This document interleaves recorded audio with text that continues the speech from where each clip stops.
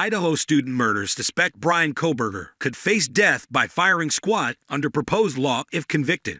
Kohberger was arrested in late December for allegedly stabbing 4 University of Idaho students to death. Bryan Kohberger, the criminology PhD candidate, accused of stabbing 4 University of Idaho students to death last November, could face execution by firing squad if he is convicted of the murders, and a bill introduced this week clears the Idaho state legislature. Republican State Rep. Bruce Skog introduced House Bill 186 on Wednesday, which would establish execution by firing squad as a backup to lethal injection. Idaho, like several other states around the country, has struggled to procure the ingredients for lethal injections in recent years, most recently forcing the state to cancel the execution last year of a man who murdered 2 gold prospectors in 1985. Skog's bill calls for the director of the Idaho Department of Corrections to certify whether lethal injection is available no more than 5 days after a death warrant is issued. If lethal injection is not available, then the death row inmate would be executed by firing squad.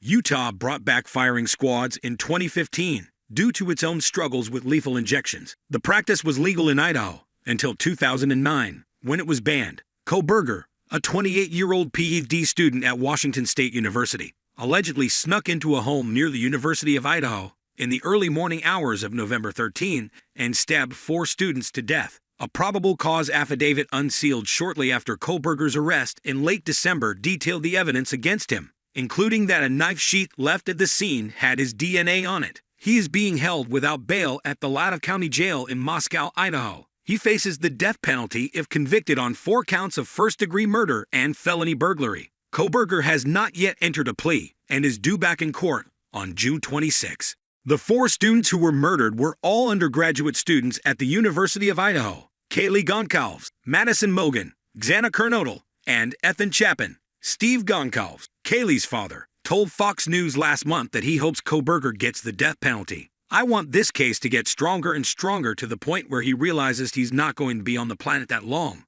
Goncalves said.